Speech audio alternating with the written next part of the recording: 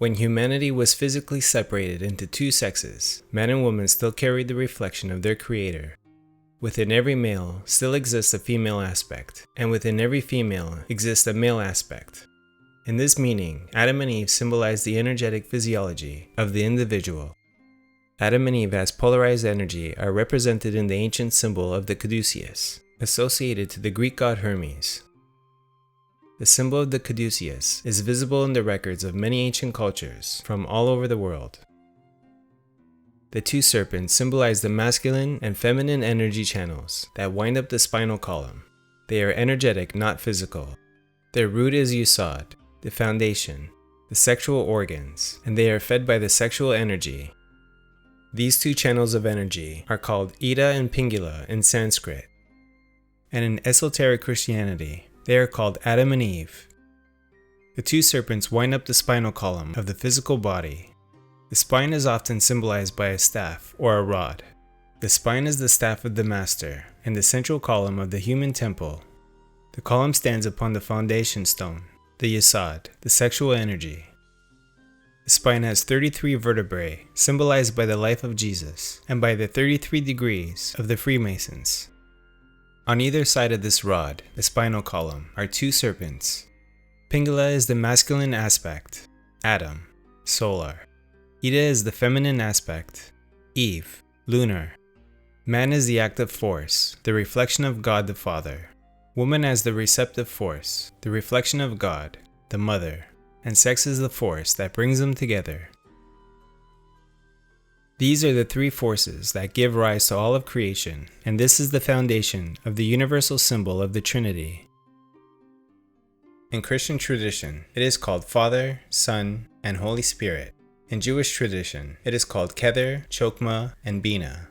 In Hindu tradition, it is called Brahma, Vishnu, and Shiva. In Egyptian tradition, it is called Osiris, Horus, and Isis. The Trinity is a unity of three that expresses one, but in order to create, this one divides itself in two, male and female. This is the mystery of the Holy Spirit, the fire of God. Symbolized in India as Shiva and Shakti, the creative and destructive power of God. The force that powers creation on all levels of existence is sexual energy. Sexual energy is symbolized by fire, water, and by light. The sexual fire is the power of creation. In the tradition of alchemy, the sexual energy is symbolized by Mercury. All of life is born of the sexual waters. The power of creation harnesses the force of that electric energy implies a great responsibility. To indulge in the fruit of sexuality means to spill the sexual energy, the orgasm, to taste the divine energy that illuminates the soul in order to feel physical sensation. And so the energy used to maintain the physical and spiritual vitality of the individual is expelled through the orgasm. Adam and Eve, as a symbol of men and women of the ancient past, ate the fruit of the tree of knowledge, or the secret of sexuality. They abused the sexual energy in their own bodies by having the orgasm, and therefore, they broke the most fundamental rule they had been given. It is very important that the tremendous energy that gives mankind the ability to create be used efficiently, because it is connected to the same energetic force that sustains the individual's own vitality. It is well known that sexual energy is related to the health of our psyche, as well as our physical bodies. This is why the fruit of the tree of knowledge was forbidden to eat. Before the abuse of the tree of knowledge, sex was treated with the utmost respect, and the orgasm was unknown to mankind and unnecessary. Husband and wife joined in a sexual act, according to the laws given to them. At the time, humanity only knew goodness until eating the forbidden fruit and the discovered animal desire, which always leads to suffering and pain. This is the Pandora's box of Greek mythology, which when open, releases the agents of evil into the world: fear, pride, and shame. By eating the forbidden fruit, Adam and Eve learned desire. From this moment, right and wrong is filtered through the need to feel pleasure and avoid suffering. And Jehovah Elohim said, "Behold, the man has become one of us, to know good and evil." Humanity had already known goodness, innocence, and purity. Now humanity also knew evil, shame, pain, and fear. Now humanity knew what the Elohim knew already, that desire leads to suffering. Desire is craving, and craving is suffering. Desire always leads to suffering. This is the core message that is found in every great religion. The slave of desire is a slave of sin, suffering, and death await them. To the abandonment of desire, the deathless state is realized. Stripped of their connection to the divine, Adam and Eve as symbols of humanity were cast out of Eden to wander in the wilderness of suffering and ignorance. By using the sexual force to stimulate desire, the fire of Eve became inverted, flowing in the opposite direction. The serpent fell, forming the famous tail of Satan, stimulating the 7 inverted virtues, the 7 capital sins.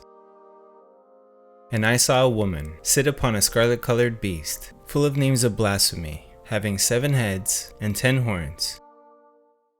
Eden exists within every soul that is united with God.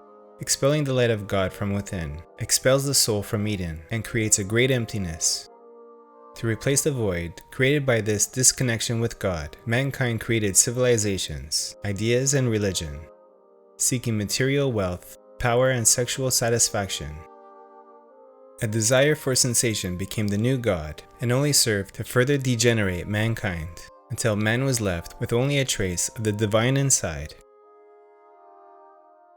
When humanity willingly expelled the sexual energy, it was simultaneously cast out of Eden, the paradise of the 4th dimension, and mankind descended into the wilderness, the physical world, this 3rd dimension, the world of suffering.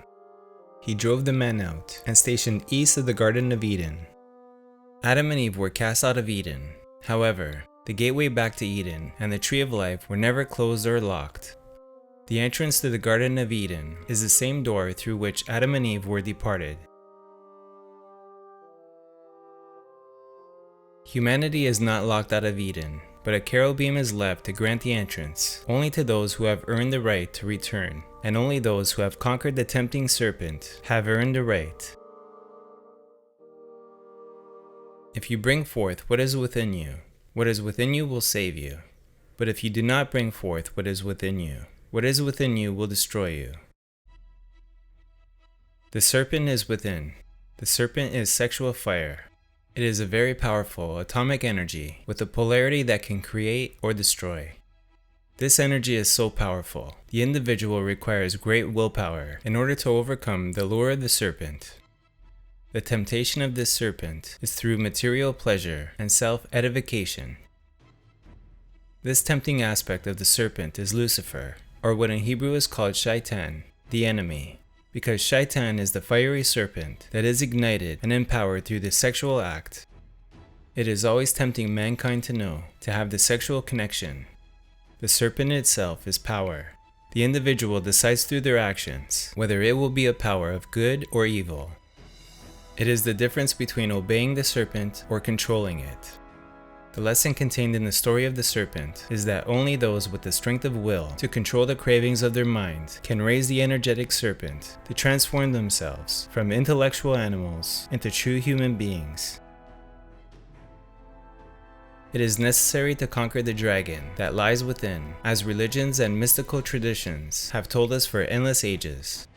The dragon is one's own lust, passion, anger, pride, fear, and envy, which explains the Hydra of 7 heads and the Medusa. The deceptions of the serpent are legion. The great heroes and gods always have the serpent under their power, and it is the serpent that protects them and conquers their enemies. The positive serpent protects, while the negative serpent must be dominated and conquered. In contrast to the serpent that tempted Adam and Eve, causing them to fall, there is the serpent of Moses, who commanded its power and conquered the Egyptians, accomplishing great miracles. The Egyptians had degenerated into black magic, and Moses appeared to deliver the true teachings. Moses needed to free the people of Israel from Egypt. Egypt represents the degenerated mind of man, and the Pharaoh is the tyrant that jealously rules over this man-made civilization of material power and desire. Moses was told to take the rod, the spinal column, the tree of life, in his own body, and it became the serpent of the Kundalini. Only the positive serpent, under the service of God, can free the soul from suffering. This is clearly represented in Egyptian art. Sex is the natural function of the human being, but only sex as performed under the guidance of divine will. Sex is not only important for spiritual advancement, it is a necessity. It is through sexual energy that the vehicle of the human soul is born. This is self-evident in those who seek happiness in sex. As of any desire of the mind, sexual desire can never be satisfied. Desire is never satisfied by the enjoyment of lust, just as fire surely increases the more one gives it fuel. The kingdom in Hebrew is Malkuth, the kingdom. This is the first sephirah on the tree of life. It is where the real work physically begins, as man and woman. Humanity left Eden as a couple, and as a couple they must return. The couple that must work together in order to reach perfection. Rather than feeding their own lust, they can restore their inner Garden of Eden, the fallen serpent, and from there, they may then raise the serpent of the Kundalini. They can illuminate the tree of life, which exists within the human body, the spinal column, and they can create divine light within themselves and return to the direct knowledge of their own inner garden.